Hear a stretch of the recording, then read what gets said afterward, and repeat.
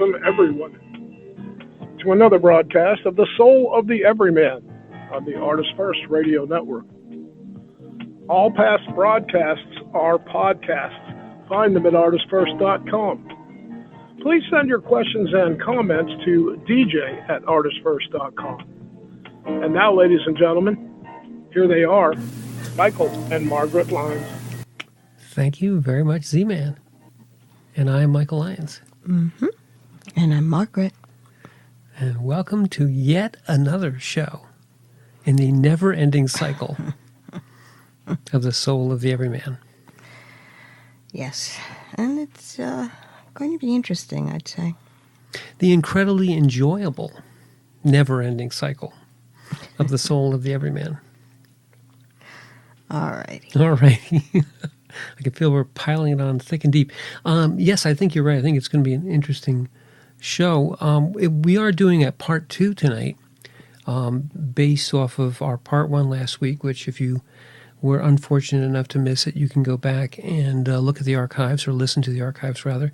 But last week we had a show basically on the addiction to thinking. And by that we mean not just, that you think about things, but that you're addicted to the voice, the thinking, telling, judging voice in your head, and in essence addicted to that unconsciously listening to that voice. And sometimes it's multiple voices, setting up a whole forum and quorum and argument within your head.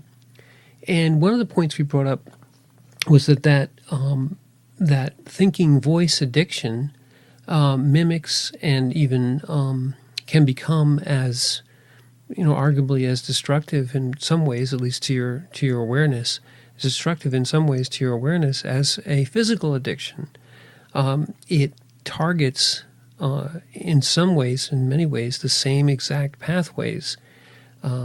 The thinking voice, the constant voice in your head, as Tolle says, is just an unconscious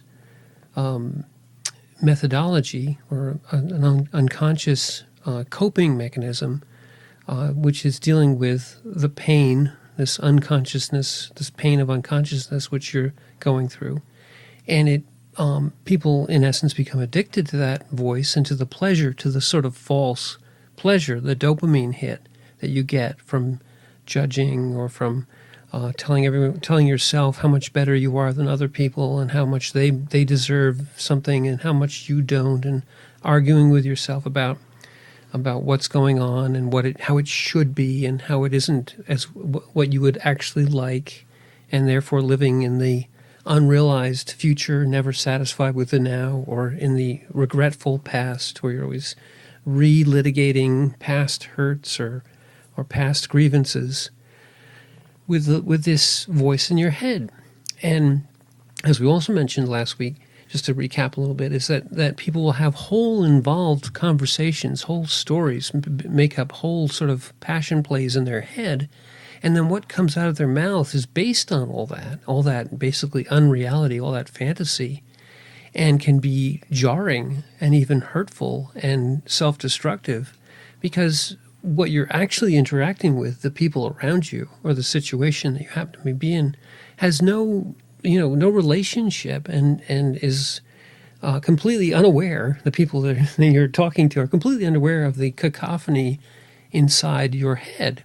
Now, they certainly may have their own cacophony going on, and it can be horribly destructive when you have two unconscious or more unconscious individuals, but it only takes two, both having internal, dialogues with their unconscious voice in their head. And then when the actions or the words come out, it can get pretty crazy. They have no relationship to reality whatsoever. So that was what we talked about last week. And near the end of the show, Margaret, we were talking about, well, how do you break out of this cycle of thinking addiction? And we kind of ran out of time. So I think tonight we're going to talk a little bit more about that, and maybe also explore some of the aspects of this ego addiction. And you were talking about something called metacognition, which is even more interesting. Oh, yes. Well, metacognition is thinking about thinking, in a nutshell. It's a very fancy term for thinking about thinking. How meta. I know, really. Meta. It's meta. So it's kind of fascinating because it's really the first point of awareness when you're beginning to separate yourself from the entanglement of worry and thoughts and engaging in past memories or predicting future events. The very, very first thing is being aware that you're thinking about thinking. I think that would be a third level of indirection. What? Well, thinking about thinking can be, that metacognition, I think, can still be sort of an unconscious behavior, but becoming aware that you're thinking, becoming aware that's of the voices in your head. How is that third? Maybe it isn't third. Maybe it's just a different type of metacognition. But I think maybe I would say that using the same term, thinking about thinking, could be, maybe it's confusing me, but I would think it would be confusing. Becoming aware of your thoughts is metacognition. I think would be better. Yes, it's about the same description. When you become aware of your thoughts, you are thinking or perceiving thought. You're thinking about thinking is an easier way to phrase it. Okay, maybe. But how is it third? No, okay. I agree with you. If you mean by, and I'm willing to concede the point that thinking about thinking is becoming aware of it, and that's, I think Tolle says that's the first step along the path of starting this, what we're talking about, which is that breaking that cycle of. Well, okay, all right, but I don't understand the statement. Only the statement, to define what I meant, was that if thinking is an addiction, listening to the voices in your head, unconsciously acting upon them, and you could have these thinking about thinking. In other words, you're in essence spinning yourself up with more thoughts about thoughts. I think Tolle also says that one thought can engender an emotion, or one thought can engender a whole series of other thoughts, or awaken other pain body thoughts. And I thought I mistook that metacognition for that. But you're really saying, if I might restate it, is that metacognition is the beginning of becoming aware of all this nonsense that's going on. Well, you need to start somewhere, and I would call that a start. Yeah, I agree.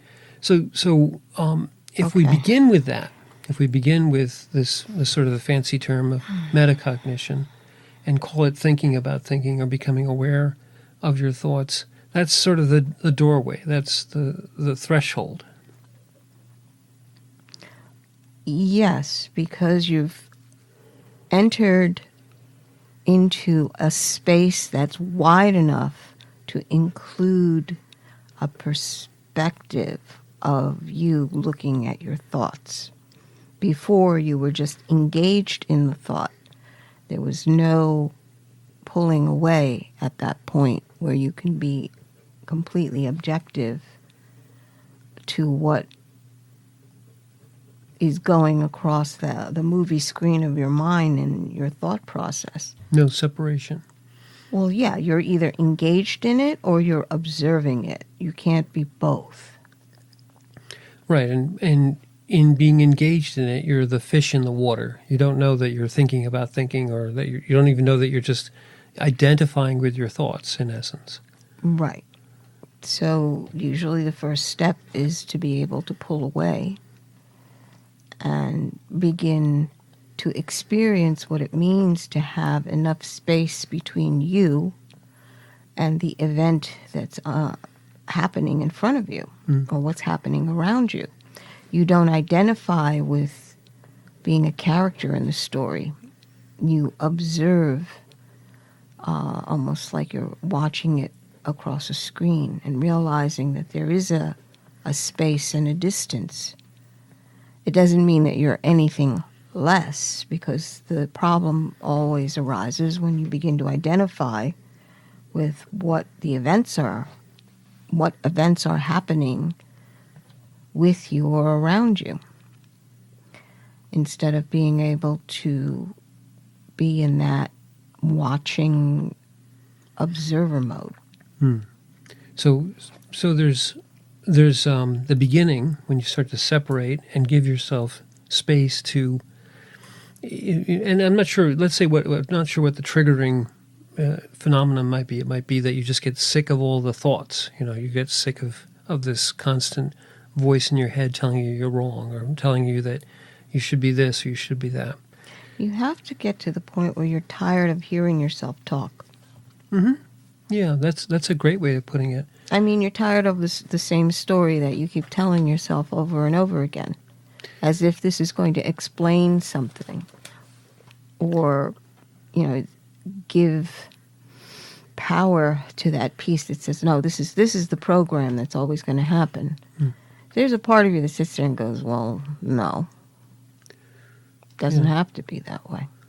So would you say that's analogous to a physical addict, an addict that's addicted to a drug or alcohol or whatever, becoming aware that no matter what they do, the end result of the physical addiction is getting them nowhere. It has no actual benefit. Like the thoughts don't actually give me any advantage. They're just taking up all my time. They're wasting my resources. You want something else. You want to change. You want something else besides what you've been following the well-worn groove, where you know every bend and curve and slope in that particular path. You want something else, and that's the truer part of you saying, no, this is not where I want to be. So if I could draw the analogy closer, so the thought patterns which initially give you this sort of dopamine hit, that I'm better than this one, or I know exactly what's going to happen, or they'll say this and I'll say that, and then I'll do this and then I'll do all the predictive stuff. And when it doesn't work out, the ego will rush forward and say, "No, don't worry. You aren't wrong. It's going to work the next time. This wasn't your fault. It was their fault," and runs you back to the beginning again. Yes. And eventually, though, there's some part of you which notes the truth, the reality, just as it is with the physical addiction. That there's some part of you that notes that this is damaging. This is bad for me. This doesn't get rid of the pain. This doesn't get rid of the problem. People say, well, I was in so much pain that I just felt I had to get away from it, or I had to somehow blunt it. The people who are moving through addiction and trying to come to being a whole person always say that you have to be ready to give up your addiction.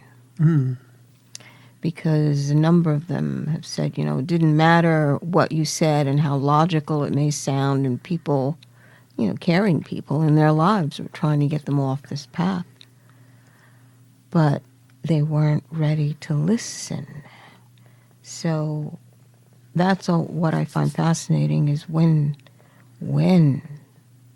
are you ready to listen? What is it that is going to, what will it take for you to hit that point? And usually they have tried everything they could possibly think of. And they say, okay. And some describe that as sort of rock bottom, if you will. Yes, they're just said, no, there's gotta be another way. Right. This can't be the only thing that my life is. Right. You keep running down this hole, you keep hitting the same wall, you keep ending up with the same problems. And I think the analogy, it's not necessarily, certainly it's not a physical thing, but it's still the same dopamine. So I keep running down this wall. I keep thinking that I can get out of my problems by relitigating them, reanalyzing them, putting myself into this mode where I think I'm always right or whatever it is, and getting that dopamine hit and no matter what, at the end of the day, the reality is that it doesn't solve the problem. It doesn't give me the actual resolution. I still end up with the wrong people in the wrong places doing the wrong things. And so you hit a different kind of rock bottom. Well, that's why that metacognitive vein is kind of interesting, because what it does is it just focuses you on acknowledging to yourself your unhelpful thoughts. Just realizing that thought comes up and, that's not helping. Just a very simple kind of mechanism, just to be aware that thought is unhelpful. That's not going to do anything. And it's an awareness. That's why the tendency is to concentrate more on being aware of your internal atmosphere, maybe is a good word. So in a therapeutic sense, maybe, if a therapist is using this as this metacognition technique, what they'll lead you down through your psychosis or through your, these repetitive, destructive thoughts that you're always having, or that are always taking over your present mind, and then saying exactly what you just said. Saying, did this actually help? Was this, if you can say at this point in awareness, in some sort of awareness, that all I'm doing is setting myself up for failure, or setting myself up for a conflict that I know is going to happen because I'm going down the same unhelpful, basically imagining that everyone's out to get me, or that, everything I do is going to turn out wrong, or that, I can fix my way by just thinking my way through the problem all the time, and it never works out the way I think it should.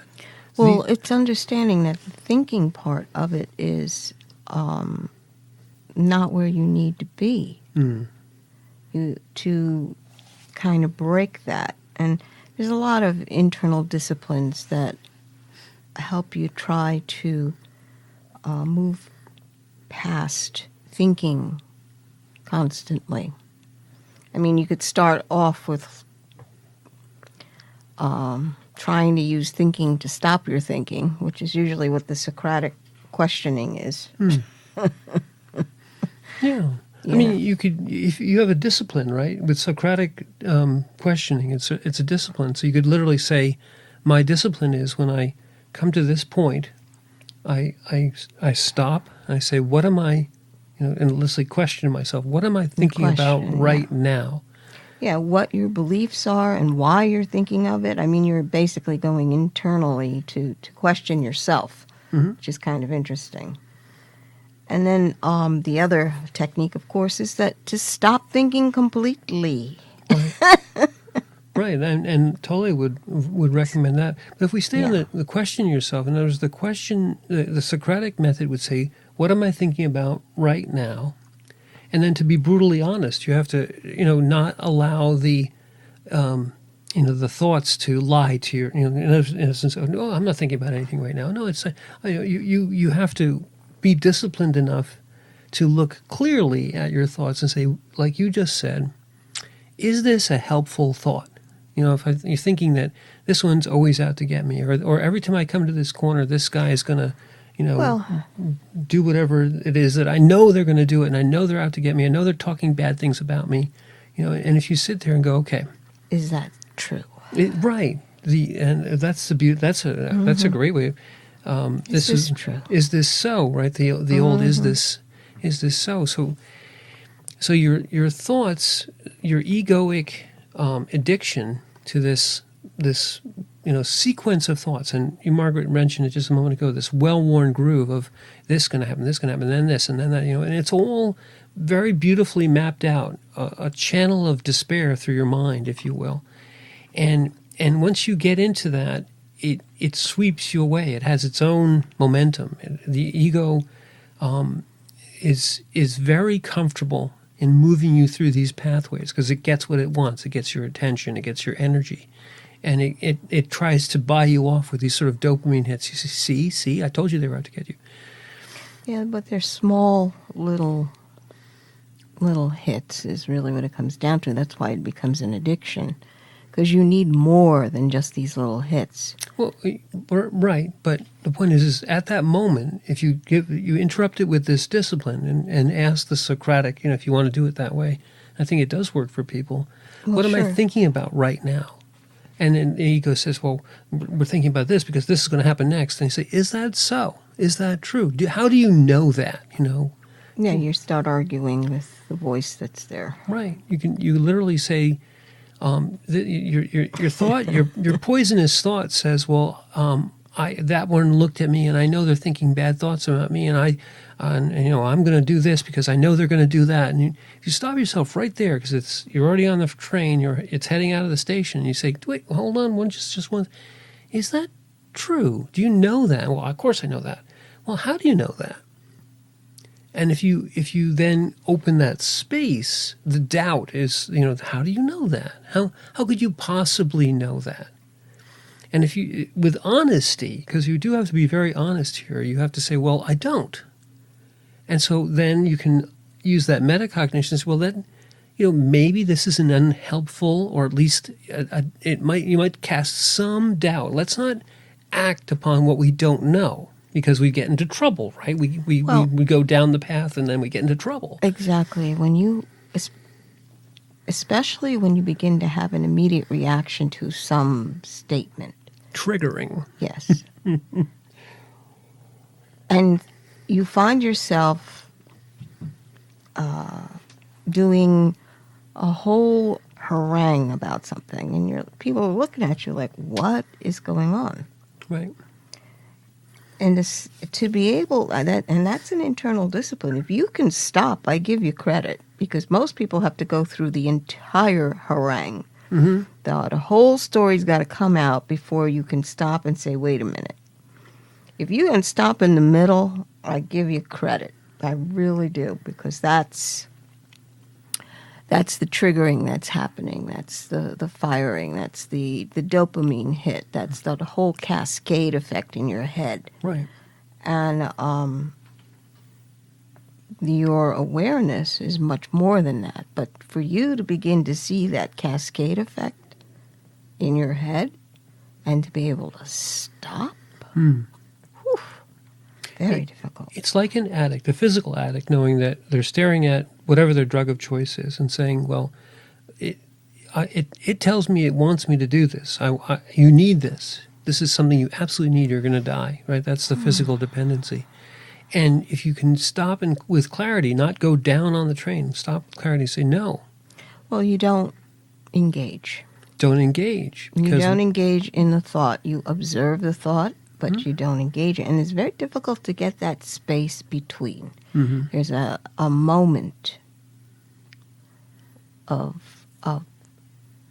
choice, a moment of decision, whether or not you're going to engage in your very comfortable, well-worn process of telling the story of how you are the hero of this story. You're being persecuted. Right.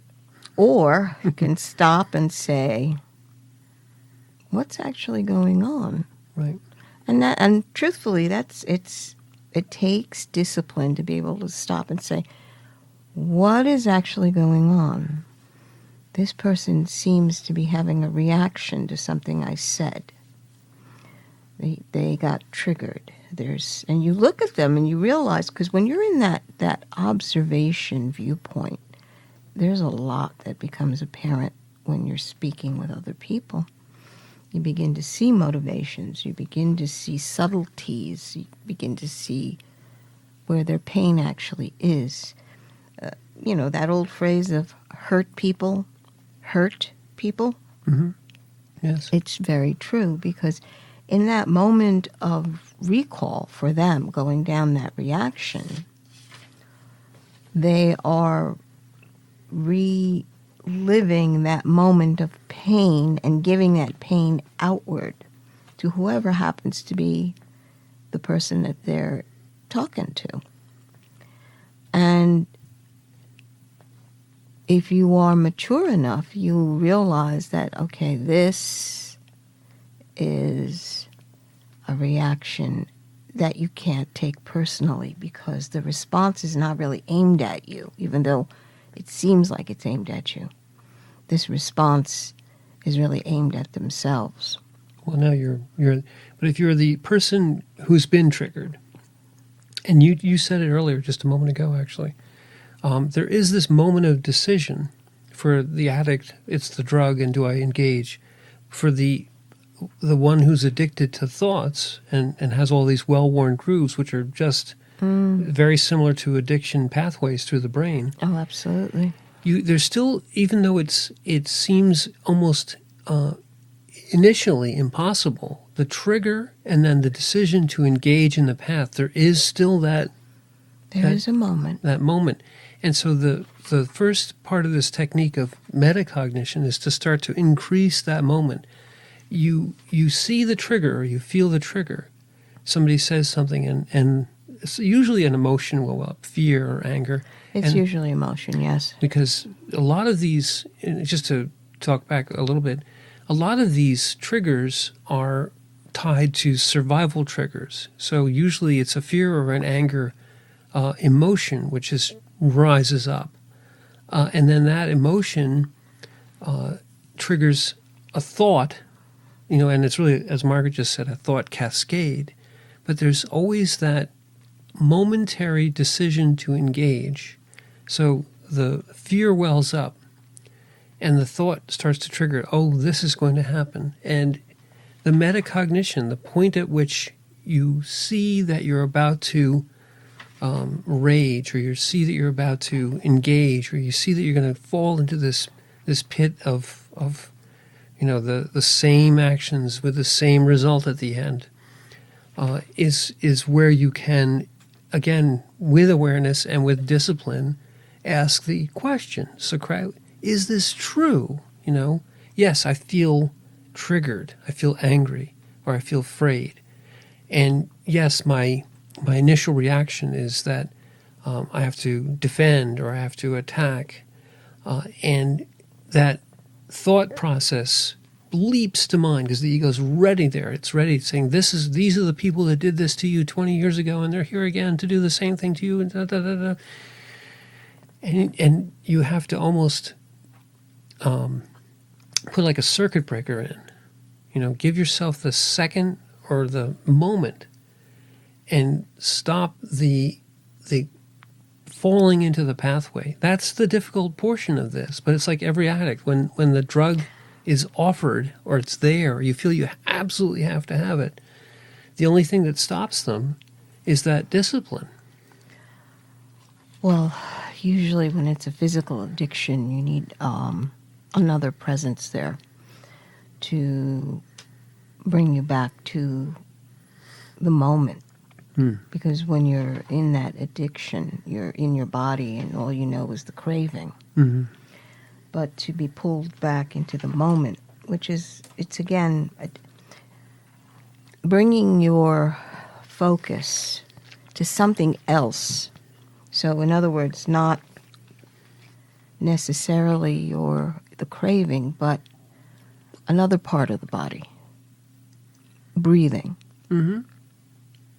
And the discipline of okay, let me calm down from this spike that my body is having. Let me just come down off of that, even though the craving is there. Come down off of that, and then you can reach out and speak to someone who may be your sponsor, to help anchor you into okay. Let's talk this out. Because that helps tremendously. Other people, your community is vital.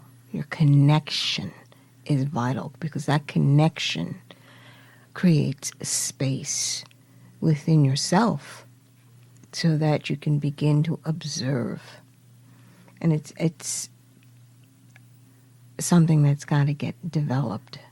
This is a battle, and your own connection to that part of you that's already made that decision. I'm not going to go here. I need help. Spirit, help me. Lord, help me. I don't want to go down this path again. Help me.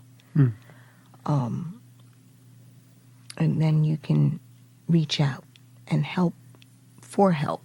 You really, really, really need to have connection to something greater than yourself, not just you. You alone.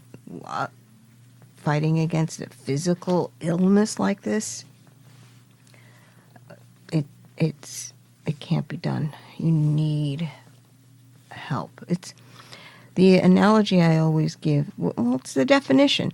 When you reach a physical addiction, it is a physical disease. It would be like us saying, "Oh, our son has cancer, but we're going to fight this on our own without going outside of your circle and looking for help, professional help." We, within ourselves, we're not capable of doing that. We know that. My gosh. It's a situation that, for most people, is outside of your ability to control. And then people start beating themselves up because they believe it's got to be a will thing. I have a strong will. I can do this. It's like, no, this is a physical disease that you do need help with. And the analogy to the addiction to thinking is similar. People say, well, that's not the same thing, but it really is. And Tolle's quote might be illustrative here. We might go to it. The mental aspect that of addiction is considered a process. Process addictions. Addiction. Yeah. That's the... And it's, it could be anything with a screen or overeating or... Yeah. There are many forms of addiction. It depends on what brings up the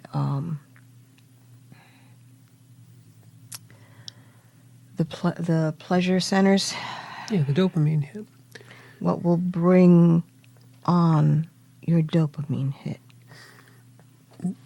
Exactly, and as I mentioned, Tolle's quote might be illustrative. But before we go there, so the physical addictions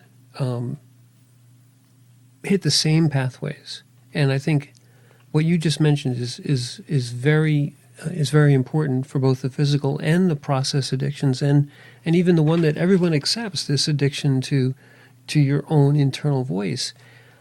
It seems as though all of these things are the ways that we deal with protecting ourselves from pain. Physical addictions are often triggered by trauma or by other types of abuse. And then the pain that you're going through, sometimes it's physical suffering, sometimes it's emotional trauma and so on, is being falsely blunted by the physical addiction. The sudden rush of dopamine that you get makes you feel happy for the first time in your life. Similarly, process addictions, the addiction to gambling or to screens, as you mentioned, they have this sort of running away aspect, this sort of fantasy aspect. But the one that people rarely talk about or rarely recognize as a disease is this addiction to these mental triggers. They take the place of being. They take the place of actually interacting with people around you in reality. And they have their own well-worn pathways through the brain, their own ways of handing you dopamine, in the sense that they say, well, you were right and they were always wrong and they were out to get you. All the things that And they oftentimes are a way of dealing with pain. Triggers come from some earlier trauma, psychological trauma, physical trauma potentially, which is then triggered by some present event, which has nothing to do with, this person reminds you of your uncle who used to be, such a mean guy to you all the time, or whatever. Some portion of the current reality truly triggers you into this reaction, often emotional, then into the mental, and then into these well-worn egoic pathways. But all of them have this idea of pain, then somehow dealing with the pain, but in an unconscious and unhelpful way. Drugs or processes or endless thoughts don't actually cure the problem. They don't actually do anything but run away or hide or blunt or redirect or turn into these terrible attacks. So Tolle's quote, and we can talk about it, it says every addiction starts with pain and ends with pain. And in all cases, you have to get to the point where you get sick of the cycle of addiction, the cycle of ego addiction, the cycle of physical addiction. It's always coming around to the same 0 point. You never get anywhere. It never cures anything. Right. I think we should read the quote at this point. We should, because we've moved right along. But this is good. So could you please read Tolle's quote? Sure. Every addiction arises from an unconscious refusal to face and move through your own pain. Every addiction starts with pain and ends with pain. Whatever the substance you are addicted to, alcohol, food, legal or illegal drugs, or a person, you are using something or someone or somebody to cover up your pain. Tolle. Exactly. And the first part of this is exactly I think the key, what Tolle identifies beautifully here. The unconscious refusal to face and move through your own pain. Every therapist will start with any person who comes to them for therapy in trying to get down to where these unconscious, these buried, we often talk about them as pain body or as these sort of fragments of egoic fragments that you've left in the past, where you've tied up a whole bunch of trauma and buried it and kept it in a box that you just never want to touch. But every time you touch it, every time you go down there and open that box, that's the trigger. And you go through every horrible thing that happened in that box and relive it in the present and cause all kinds of potentially current, present pain and present damage and pass on, as happens through many people. They have a trauma in their past and they bring it forward and they pass it on to the future, to their children, through this sort of what do you call it? This bloodline trauma. It moves through families. It moves through bloodlines. You have to extinguish that is very similar to the way that you would extinguish these ego addictions. You have to face it. You have to give it space. You have to see it for what it is, that it is in the past, and that it is trying to live, literally like a parasite, live through you and get passed on through you to the next person. And it sounds, creepy, but it's truly what happens. These fragments of pain, which have become wrapped up in this kind of ego ball of pain and energy that triggers into the present, comes from that unconscious refusal. And sometimes the refusal is because it was so painful, because it was so traumatic. People throw around the term PTSD, but true life existential trauma, where you were helpless and experienced incredible amounts of fear or psychological damage, they there's not just an unconscious refusal, you're actively refusing to go back there because it's so painful to go back there. Sometimes that unconscious refusal is because it is a defense mechanism, but it nonetheless becomes an addiction in essence, because those triggers and the way that you're dealing with them is unhelpful. It starts with pain and it ends with pain because it never really wants to cure itself. The ego doesn't want to fix the trauma. It just wants to keep living off the trauma and keep you energizing the trauma. And in that way, it's an addiction. Right. And to be able to move through pain is... There's no easy prescription for that. Mm-hmm. And that's why people would just turn to any kind of drug to make it stop for a while. Mm-hmm.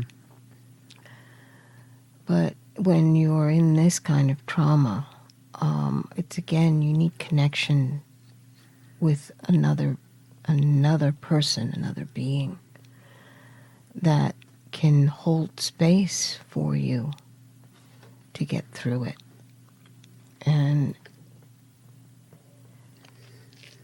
it is absolutely necessary, just for the sake of your own soul. Mm. There are people who, they go through such tremendous trauma that you wonder how they are still standing. And usually it's from connecting up with the spirit of the divine. That spark which is there and is not extinguished. That spark that holds life. And once they embrace that,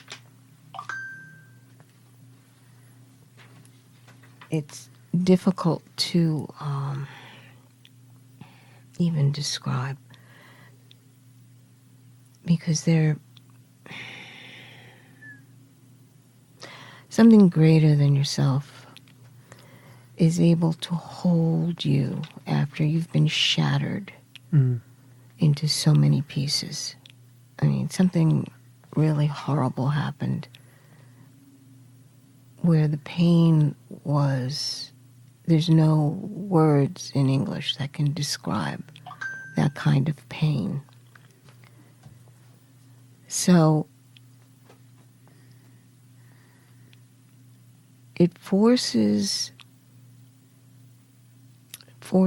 your awareness to find something that is outside of itself in terms of not just me, this little thing thinking about all these horrible memories. It's an internal heart connection to life itself. But you have to be able to let go of the bars that are holding you. You have to let go of the emotion that's being used as walls to keep you in this space. And many times you really need help to let it all go. And you can do it in pieces, not all at once. Usually something that deep, it takes time. And it takes willingness to let go of that pain. Because you have to make the decision to let go of the pain. Yeah, I would think that's the going back to where you might find yourself. That is the first thing, the first space you have to give yourself. Rock bottom in this addiction to thinking, rock bottom in this cycle of ego addiction, is to give yourself the space to let go. You have to forgive. Forgive is a good one too. But that's very difficult when someone has done something to you. Although that is the commandment that we are given, is you have to forgive your enemies and pray for them. I mean, that's the last thing you want to do. Well, yeah. You want to get even. Well, and this is very, very good and very important. The getting even portion of it is part of the ego trap. But one of the first steps, I do remember doing this personally, but you have to forgive the other person, and you just don't want to do it because you're right. Okay, everything in you is saying, no, I'm right. I have the high ground. I'm right. This is justice. Yes, exactly. And I do remember in prayer turning to God and going, Lord, I can't forgive this person. I'm having trouble. Can you forgive them for me? You forgive them, and then maybe I can get over there to eventually forgive them myself. Right. But I do remember doing this. All right. What is that sign? The Lord may forgive you, but I won't. Oh, yeah, that's a song. Yeah. Well, you get to the point of the Lord forgives you, and maybe I will. Right. Jesus may love you, but I don't. That's it. Yeah, but it's one of those where you give yourself over, because you eventually realize that you are destroying yourself. But so you are destroying yourself, and in that, you realize that it's not worth it. It really is. You are more important in a whole space than you are shredded to pieces. And the shredding only happens because you're doing it to yourself, not the other person doing it to you. The forgiveness lets you become free. Exactly. I mean, there's a lot there, but the important thing that you just said, and I was trying to stop you, but you went a little further, is still good. The allowing that forgiveness is the opening, it's the pathway, it's the I found that this is doing more damage to me than it is to the person. And you can say, okay, this person hurt me last week and I don't want to forgive them. But when a person hurt you 30 years ago and they've since gone on to, they've died or they're completely unable to in any way touch you, come near you, do anything, but yet they live on where? In your thought, in this ego addiction, in this I get triggered and I run through all this terrible trauma, which does nothing to damage the person who's passed away or the person who's no longer anywhere near you, thousands of miles away. All it does is damage you and potentially damage the people around you. So this addiction, like many addictions, does far more harm to you than it does good. You're using a drug to run away from a past pain, but it's stealing your present, it's stealing your health, it's stealing your life away, it's damaging everyone around you. The same thing happens in an invisible, much more subtle way with these psychological traumas, which become fragments or shreds, what Margaret just said. You shred yourself into all these hurting pieces, each one of which may have a trigger, each one of which gets dragged perforce into the present moment, takes it over completely, each one of which then causes pain and trauma to yourself and to everyone around you, because this person who's living this way, you trigger this particular event, and like Margaret said earlier in the last half hour, you fall into this well-worn pathway. You say all the things, you scream all the pain, you go through all the trauma. You can't stop yourself. You're completely swept away by it. And then when you almost wake from this regimented march through this memory, through this trauma, You see, this one, now you've damaged the relationship with someone you love dearly. You've done the trauma that you yourself suffered. You've put yourself into a position where you're the one suffering. And you have to realize that. And one of the first pathways, the thing that Margaret said just a moment ago, is that forgiveness, yes, it's a commandment, but the roots are that you're doing nothing but damaging yourself by holding on, by keeping yourself shredded, by letting nothing go over the last 60 years, every hurt, every pain, every trauma, with this egoic lie that says if you forgive them, they've gotten away with it then. No. They're dead. They're gone. They're thousands of miles away. The only thing is you're allowing them to damage you now and to pass the evil on through you. And that realization wakes up so many. You go, I'm not going to let, the Joyce Myers comes to mind, but there are many, many, many others. I'm not going to let this past evil not only live in me, but affect the people I love. Pass through me as an agent, like a virus, and infect those who are in the present moment. Once you realize that, it gives you strength, gives you the courage to forgive as a weapon, not as some sort of submission, but as a true sword. Yes. You begin to see the fine points of how your, how do I say this? How your awareness actually functions. You see how your mind thinks about things, how that unfolds. You see how your emotions rise and how you begin to handle those emotions. Do they overtake you, or are you capable of navigating through it all? As well as your own physical body, are you capable of handling your physical needs and urges? Can you balance all of this, all these parts of you, without making yourself into some sort of dramatic story? Can you just observe without a reaction? Because observing just as it is, it doesn't mean reactions are bad, but a reaction usually means that you've given control over to something else instead of allowing yourself to observe.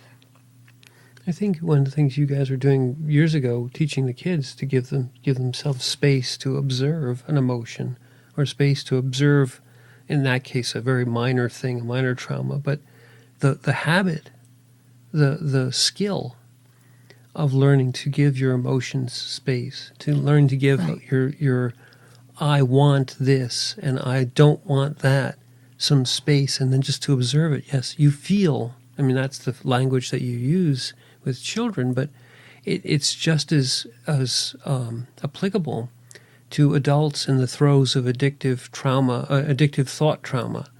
You aren't angry. You are not anger. You are not trauma.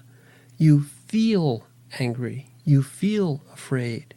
You remember. You feel worry. You remember the trauma, but you've forgiven the source of that trauma. So when you forgive, it's space, because now it's in the past. Now it's 10,000 miles away, and the person who did it is dead, and you've forgiven it, and all of a sudden, instead of it living in your pocket, living in your heart, living right in between your eyes, it's in the past. It's 30 years ago. I've forgiven. You say to yourself, oh yes, I remember everything, but I've forgiven them. Well, it's being able to detach from the being you were when that transgression happened. You're not that same person. That the person that hurt you was hurting a completely different aspect of you. That's who they thought. But the truth of the matter is, again, hurt people hurt people. And you can redefine your part of it. You really can redefine it, or reframe, I believe is the word we use. You look at the situation and go, okay, let's reframe this. Let me look at it from a different perspective and what's actually going on. You're no longer that vulnerable small child that got hurt because there wasn't an adult in the room to stop the nonsense. You realize that, it really wasn't how do you say that, all planned out to bring you down, the drama of the story, then how it builds. You begin to look at all these aspects and go, no, actually, we were two undisciplined kids that did something stupid. Right. Yeah, and that recalls Peterson's technique that he used with people, where and I think that is another way of saying metacognition, Yes. that reframing. It is reframing. Because that triggered emotion wants you to not reframe. It wants you to be that you that no longer exists in the situation that isn't occurring, and to give the energy of your consciousness and your attention to that and feed that pain and give it life, and then allow it to pass through you into your present relationships and to the people you love. It's vampiric, it's demonic, and it once you, Margaret said it earlier, once you start to do this, once you forgive, once you give the metacognition, give the space, you see it, and then you say, this is living off of me. It becomes something abhorrent, and you say, this is not me. This was never me. This was something that happened in the past that's trying to make me into it. And that is the beginning of recognizing what an unhelpful thought or an unhelpful emotion actually is. Because when you're engaged in it, you're thinking, what do you mean unhelpful? This is how I'm feeling. Or this is what I'm thinking. It's like, no. When you're looking at it broadly, you are doing damage to yourself, and it's unhelpful because you're not solving the problem. You're not even dealing with the problem. And I believe, speaking of problems, we've reached the end of our hour. I think we worked our way through this. I think this is good to continue the addiction. This is a good one. Thank you. Continue the addiction. Well, continue the discussion of this. Oh, the discussion, yes. Okay, so I'm Margaret. And I'm Michael. And thank you for listening.